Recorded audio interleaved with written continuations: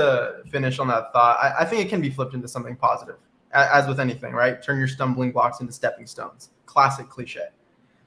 So it's my take. Well, Dipcatcher had a great one as well that I retweeted. This one, or I think I retweeted too.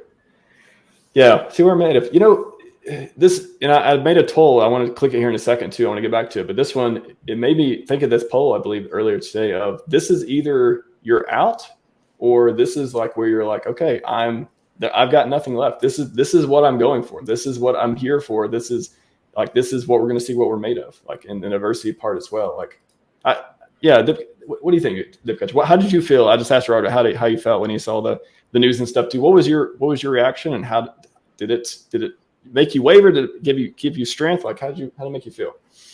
I mean, it's like it kind of surprised me, but also not at all. Like, that's not like entirely out of the question. I felt, I mean, kind of what I alluded to there, I really did feel this kind of sense of inspiration. It felt like kind of like a big breakthrough moment. It's almost like validation where like, it's like this has become such a beast that now it's drawing attention. Like if this was some like do nothing community or just like some, dying thing, it wouldn't be garnering that type of attention. So, I think it was kind of like a breakthrough moment. And I think that like the worst case scenario is like no different than anything that otherwise could have possibly happened. It's like, okay, prices went down a little bit, but prices already went down for reasons totally unrelated to this for like the last 2 years. So it's like price going down isn't even really a bad thing. It's just something that's always happened. So, that's like, one, and it's like, okay, maybe there's, on one hand, maybe it's dragged out in court and turned to this whole spectacle where Richard only gains more support. And so, okay, that's like one possible scenario. And then in terms of whether it's like a win or loss, it's like, okay, there's almost no difference between the two. Like, what are they going to do? Delist it from Coinbase? Okay. So I don't think that it, like, no matter what happens, it's kind of like the same thing. It's just like a different, a different outcome. And I think that we'll do what we do best, which is, shift the narrative and shift the frame so it goes in our benefit and perhaps rewrite some history, and then it's okay. It's like, I think that we have a really positive outlook that lets us, not kind of waver when things like this happen. We can just, take a step back, assess the new reality, and then keep on carrying forward. So I think it's probably a good thing that this is something that's going to kind of bring us all together. In some ways, I feel like there's kind of been some fracturing, and hopefully this can be an opportunity to kind of come back together as Hexicans. Can only hope. I mean, it'd be different too. I mean, so have you all read the complaint? Have you read like through the details or anything? So is there? I can't see a lot of things that are, one, even accurate, and two, mean anything or haven't already been talked about to death or debunked, or just like not even. I don't know. It just doesn't. So when I first saw the news, I was like, oh, okay. It kind of hit me for a second. All right, whatever. Let's. And then I kind of, I read the publication and stuff, and I was like, what are you guys talking about? Like, what is the worst case here? That like whatever, $12 million, this or that. Like Dipcatcher said, like, what is it? You're gonna ask Coinbase to delist something that doesn't even listed there, and like what could even? I don't know. I don't want to speculate on what could happen or the future stuff or anything, but I'm just thinking, it just seems like they're suing Coinbase. They're going after all these things. It seems just like they're just fishing. I don't see this like open and shut case that they would even bring it against him, other than they think he's some like easy target because he twerked in front of cars one time. Like I don't get it. I don't get it. Like why now? And why before the premiere? Is it coincidental? I mean, I don't know if they even knew or cared about the movie premiere. Oh, they do now. They do now. now everyone, so it's kind of convenient timing in that sense. But it's almost like the things that they're trying to paint the picture of. It's like, I guess, pretty common in terms of the like what they're role is as the SEC, where they want to try to say that these were unregistered securities offerings, and then they're trying to prove what makes it a security. And so they take the things like the sacrifice and the AA as, poolings of money. They take his, words and actions as entrepreneurial effort to deliver ROI. And then they take the photos with the shopping sprees and the cars, and they say, misappropriation. And so it's like, I think that, from the outside looking in, if, you're not so familiar, it might look like that. But like, I think that all of us kind of have the nuance. And I think that's something that we should really just make an effort to share with new people who are just hearing about this for the first time, that like, just kind of the way that we approach like risk and fundraising and all these other things. And so, because like, it's like, it would appear that, money was raised to build PulseChain, I think where they got it completely wrong is that how they were trying to position it as, the $12 million of misappropriated funds. It's like, one, that those aren't investor funds. Like, they were calling them investor funds, but those aren't like in the sense of like, say there's because if you look at, I was looking at the SEC website, like just this week. So this is 1, 2, 3, 4, 5, 6, 7, 8, 9. So just this week they have published 9 other lawsuits. Really? Yeah, and it's like that. Like literally almost every day of the week, they're publishing a lawsuit against. I mean, a lot of these are like something equity, something capital, something. So like generally they appear to be against like hedge funds or other investment vehicles. And in that case, where it's like there's investor funds that are going into something, and then maybe they're like using investor funds for whatever. That's like very, very different from in this case where it's all where like the funds that are changing hands here, it's not investor capital. Like, it's not money that he's managing on behalf of people. It's not money that like people have equity in. Like when you deposit, when you sacrifice or when you sent your HEX in, you're not gaining equity in any type of system. Like, and those funds, like, they're not owed back to you. Like, so it's really revenue. Like, say Richard Hart is as like, Richard Hart Inc. or Richard Hart Limited or whatever, that is revenue to that entity. That's not investor funds. And so there's really no like misappropriation because it was really never appropriated in the first place. And everybody really kind of, everyone going into it understood that it wasn't like, there was really no, I mean, maybe some people did, but I don't think you could have accidentally sacrificed for PulseChain and not known what the deal was. And so I think that like, that's it. Like, I mean, of course, I have some background working in like legal, consumer protection, like a consumer protection company, like this legal firm. And, of course I'm not a lawyer, but if I was like, trying to position that, like, I would kind of really push back on that particular topic and do my best to assert that like the any money that changed hands was not any type of investment contract like that. Like, it was either revenue or donations. It wasn't in anything but that. Wasn't there something in the complaint too about this onto just pedestrian inaccuracies? Like, oh, it can be 5 million pulls to be a validator. And I'm like, did you even, on the website, there's a lot of information.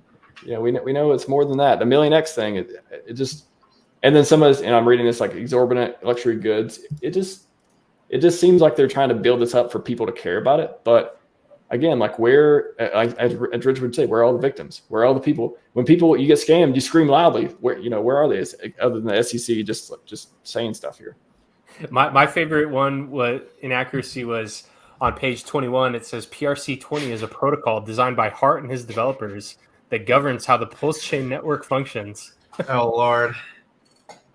Like, I mean, but what do you expect? Like, these are kind of pencil pushing lawyers that aren't smart enough to work at like the big law firms, so they go and work for the SEC, and so they probably just aren't equipped. They don't have the nuance. They don't spend all day learning about this stuff. They spend all day being pencil pushing dweebs. So it's just like a big difference, and it makes sense why they wouldn't have certain clear factors like that. Nice, and that leads to a good question. Like, how do you think we bridge that gap between these pencil pushing people that actually do have the power to make the laws better, and the community that's constantly learning about these nuances, who doesn't have that kind of power, authority? Like, I think that's what we're trying to do here, right? Be that bridge. Yeah, I mean, and just probably a combination of both, like insulating ourselves so that like, we really aren't impacted by things and choices that they make, but also I think, asserting influence, whether that is, through our own political action or, just really effective networking and effective persuasion. But I mean, it is a challenging thing, because it's like, not only do people like us want to influence, these government agencies, like billion-dollar international corporations also are trying to do that, and everyone's kind of beholden to their own interest. And so, it's like, who really knows how much we could even persuade them to kind of, see things from our perspective. And I don't know, maybe there's some level of, it's like, it's one of those things where, I mean, even though, like, to be clear, the SEC stuff is entirely civil. Like, it's not criminal at all. Like, there's really nothing. Like, there's nothing that is criminal about anything that they're alleging. Like, it's entirely a civil lawsuit, and so maybe it's not even right to think, to even put it in the same frame as things that are illegal, or things that that like they will try to prosecute against. But it's kind of like, perhaps there's, some amount of civil disobedience that is like a critical piece in this, that has really helped move the needle in the past, right? Like, Rosa Parks sitting at the front of the bus, or, like the marches, or, how women, sought to get the right to vote, and just like things where it's like things that are illegal, but are just not right.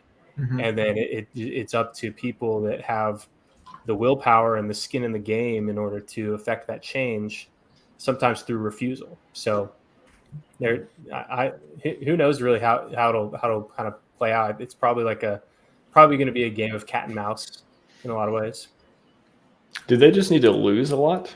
Like, if they just keep bringing up these things where they're like, okay, we feel like we have something here, whatever, the guy's outrageous. I mean, Celsius and stuff, those are the things where, yeah, finally you're going after someone who maybe had, allegedly lost a bunch of money or did all these things that were shady. But I don't know, it's talking about, building bridges, like making them work better for the people. Is it just, they need to stop being rewarded for going after things, going on the fishing expeditions, I guess? Like, what would make that easier? I think it comes more down to, if anyone in Congress, for the sake of PR for an upcoming campaign, wants to lead some effort to, either dismantle or defund the SEC, and so that's probably, things like that are probably like more, I mean, really, like, this is a government agency, so like their actual performance doesn't matter.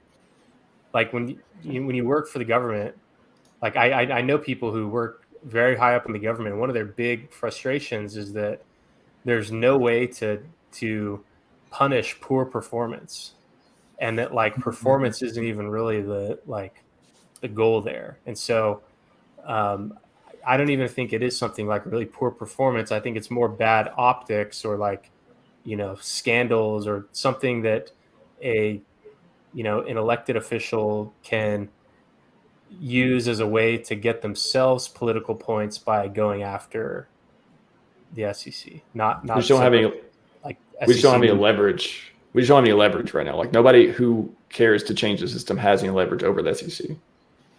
Yeah. Okay. Interesting.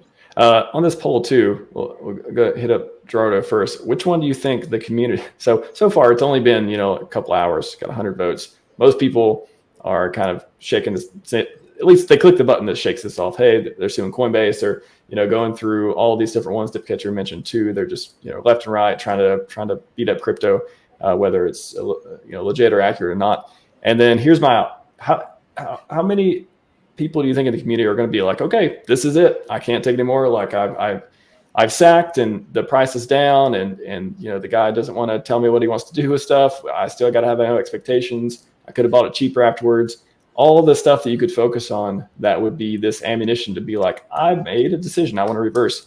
How many people do you think are going to do that? Do you think it'll stand up to 10% of the community? Do you think 10% will leave? Or do you think we're going to hold over 80 to 95% of the community will be like, you know what, we've had bad news before. This is not my first rodeo. We're going to stick through it. What do you think?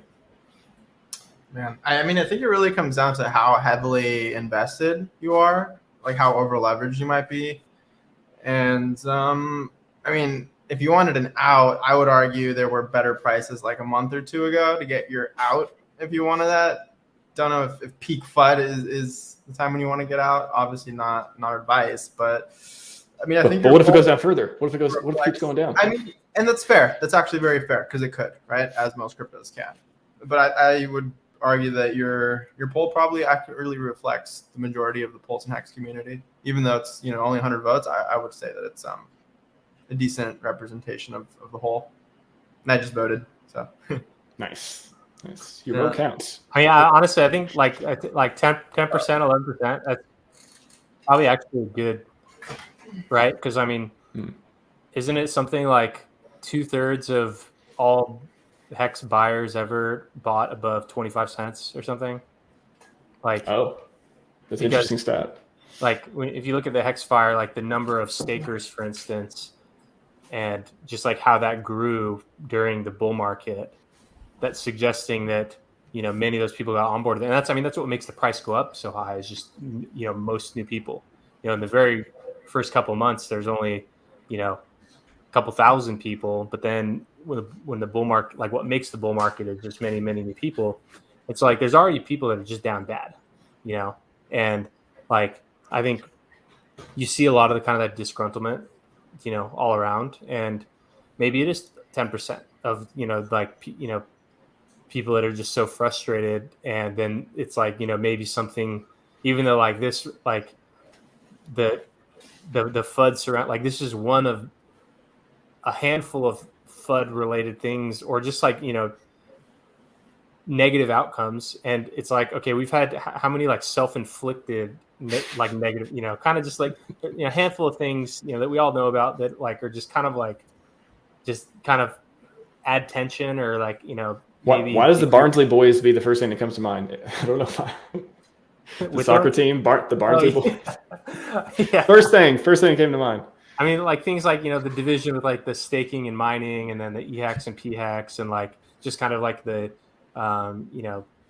things of Pulse, like just these small things that like may cause disappointment, and like maybe this is like the cherry on top, like it, where it's not like it's necessarily any. I mean, maybe this is one of the larger things to kind of drain people of positive energy around the situation, but yeah, I mean, not everyone is going to be with us, and that's just kind of a natural turnover of of like a user base. It's true, man. It's fair. Like when things get difficult, that's probably a true test of where people's loyalties lie. Sorry, RHMax, go ahead.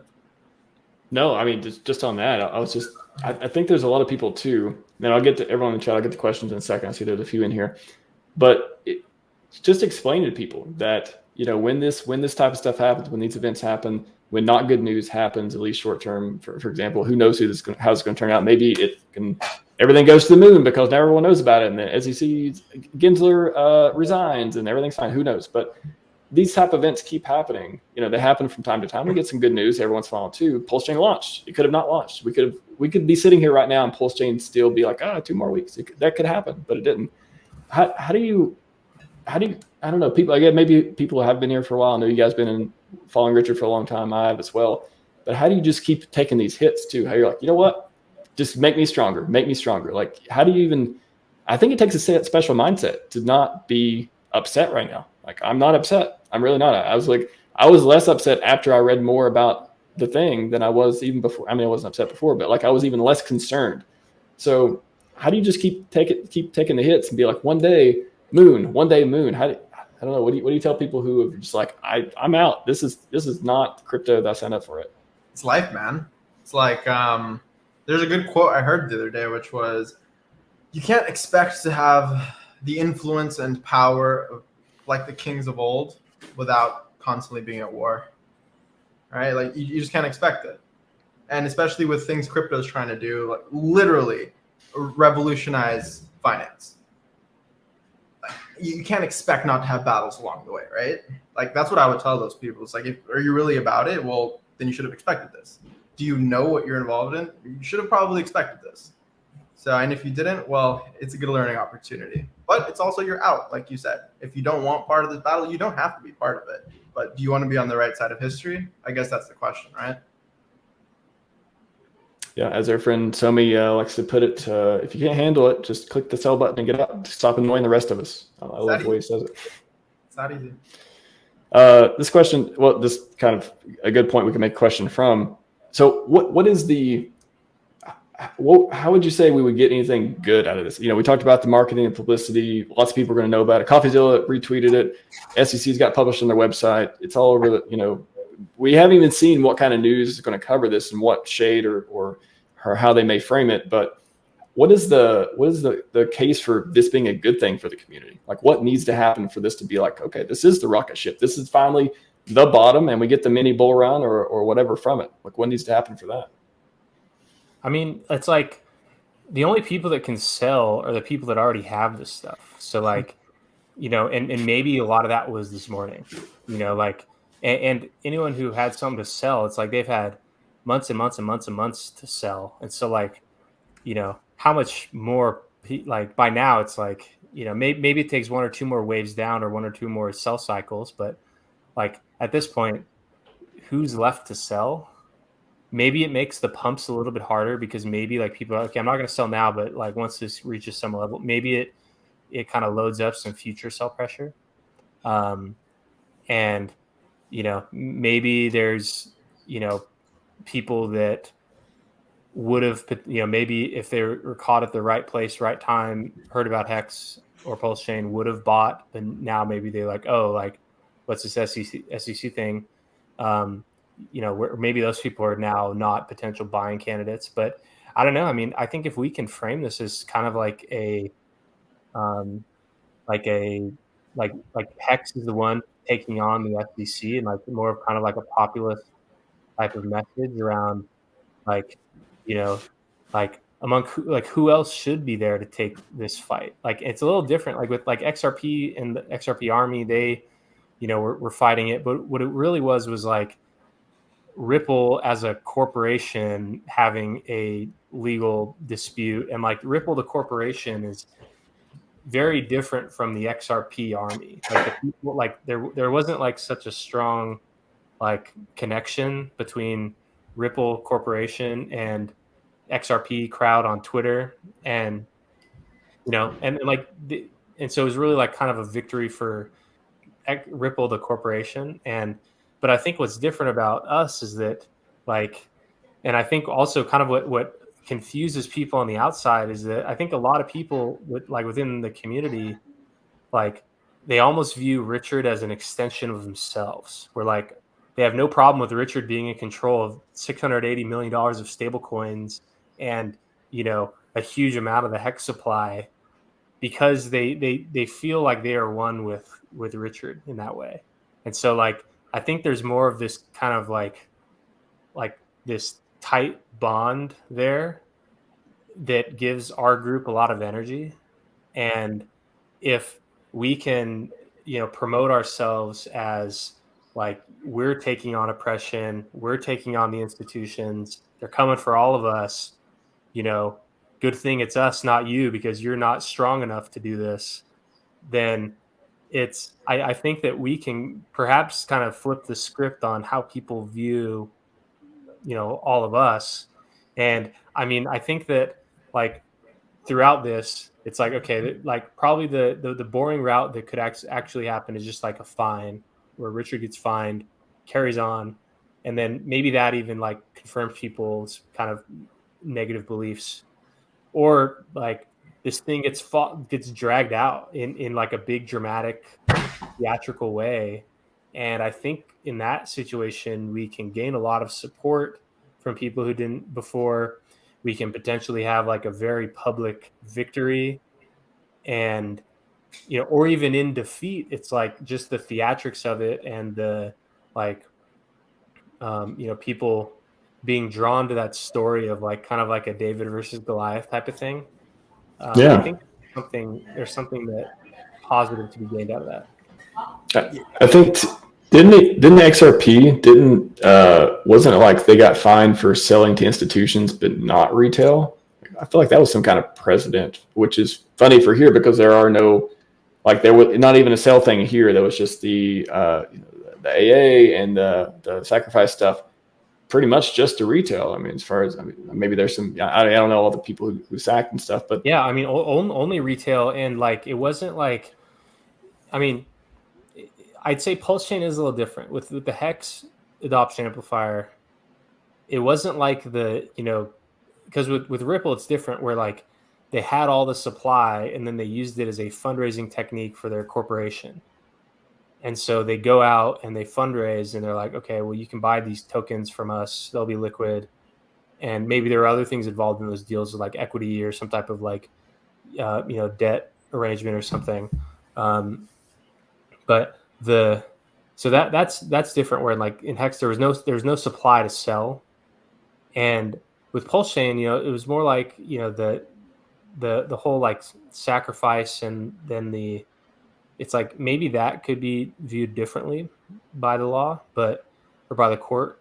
But it's like, again, in that case, it was like more like a donation or more like revenue, and not like he's going out fundraising and like cutting deals. It was like kind of this fair and open system where, that no one made anyone participate in. right. And, and it's not like the only, I mean, it's not like any promises were made at all, but the only just like suggestion was that you were going to get these airdrop points and then they would convert into PLS tokens and PLSX tokens. And then there was a spreadsheet or whatever, the sacrifice checker that showed you how many points you got. And there seemed to be a very good faith effort of making sure that people got what they, put, like a fair amount. It seemed like hoops were jumped through to account for people that might have been hacked afterwards, or people that accidentally sent from an exchange. Like it seemed like there was a serious effort to do good and be fair across the board. And then what was, I don't want to say promised, but what was suggested actually did happen. It's like the amount of pulse I got matched up exactly with the sacrifice points that were there, and it was exactly what I had, based on the rules that were published and how it was all executed. So it's like not like there was ever any type of, wrongdoing, or it's like everything was exactly what was suggested. Like so. Yeah. Richard has went out of his way to tell you he will do no work for you, like all this stuff. He's went out of his way in a lot of ways to make sure that everything looks legit, integrity's there, all that stuff. UFO's got an interesting thing too. So why do you all think that Richard got tipped off by this coming and he hasn't been streaming because of that, or is it literally just waiting for good news because he wants to be the fearless leader to stream? What do you think, Gerardo? Man. Well, I don't know if he got tipped off necessarily. I think he just read the room. Like the SEC, as Dipcatcher noted earlier, they've just been going crazy, man, just suing left and right, not providing really clear regulatory frameworks, to the point where even politicians, senators are standing up, and the whole fire Gary Gensler, restructure the SEC movement. People are actively working towards this stuff. And so I think if you just read the room a little bit, like maybe right now in the macro, it's not the best time to be streaming. And I think he kind of did that a while back. And at the same time, you're building something and doing your best not to have people expecting things, right? Reducing expectations. I think it's a combination of all of that. I don't think there's necessarily one person who's like, hey, yo, the SEC's coming after you. He doesn't strike me as the type of person to like, oh, shoot, I guess I'm going to have to stop streaming. And when did he stop streaming? Like a year ago? So I think it was just in It's the been a middle while. of being busy and building, read the room, realized the macro isn't as conducive to crypto entrepreneurs, especially in the States. And he just kind of is playing some 4D chess. But I mean, I love the energy of what you guys are talking about. I sent you a tweet, RHMax, if you can pull it up. I do want to get into this because it's about everything we're talking about right now. This one account with very little following, but I absolutely love their tweet. I'm not going to retweet that right now, so more people can see. I will put it up here. Realizing slowly that the non-RH led HEX is about as close to punk rock crypto as it gets. You buy HEX in 2023 if you're sick of crypto Karens telling you what you should and shouldn't buy, what isn't a scam. Buy my paid course. You buy HEX if you're sick of, you can read the whole thing, but it's basically HEX stands for something greater. It stands for the movement of like, you can't tell me what I can and what I cannot do with my money. It's greater than all of us, right? And hopefully it becomes a positive precedent for crypto in the future if we're to get some sort of success or victory out of this, which I think is in the cards. So retweeted for visibility, but I think this really captures the energy of what we're going for. Like, remember who the real enemy is. Remember that quote from Hunger Games. Stop the infighting. Like, come on, guys. Lots of Hunger Games analogies and references I can think of with this too. Yeah, what do you think, Dipcatcher? What buy HEX in 2023? If you're sick of cryptocurrency anyway, shouldn't buy. Sick of watching people get away with murder, be free pass SBF. Yeah. How does this make you feel? Always been the counterculture, right? Like, there you go. That's a good word to describe it. Yeah. There's kind of this like, there's like the normie crowd that like only buys crypto when Tom Brady is tweeting about it. And then there's kind of like the crypto normie crowd who like, listen to Tone Vase and like, listen to all these just like, big time crypto Twitter accounts that like, they don't actually invest. They just get paid to shill stuff. And they like, they weren't getting paid to shill HEX, so they weren't going to support it. And so their followers, so that kind of normie crypto crowd that just like jumped on the whole HEX is bad bandwagon for no reason. And it's like, we've always been kind of going against that. And I think that we've had a lot of victories over them, with overperforming them dramatically.